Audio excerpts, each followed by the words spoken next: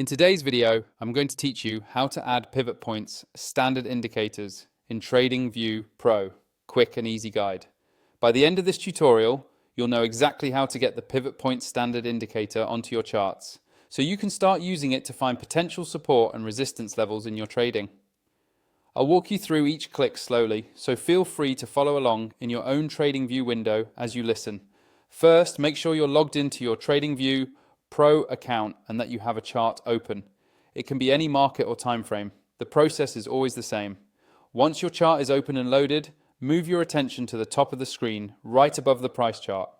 You're looking for the button labeled Indicators. It's usually near the time frames and other chart tools. Go ahead and click on Indicators. This is where all of TradingView's built-in tools and studies live. When the Indicators window opens, you'll see several tabs or sections. For this setup, we're going to focus on the technical section, which groups together all of the main technical analysis tools. Click on Technical.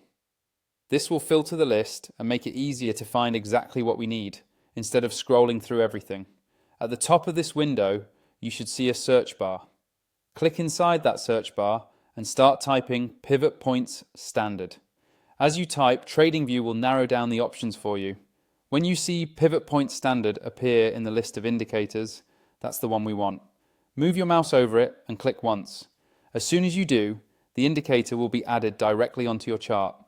You'll now see horizontal lines above and below the current price, each one representing a pivot, support, or resistance level. These levels are calculated automatically based on previous price data, and traders often use them to identify potential turning points in the market. If you want to adjust how the pivots are calculated or how they look visually, you can do that by hovering over the indicator name at the top left of your chart and clicking the settings icon.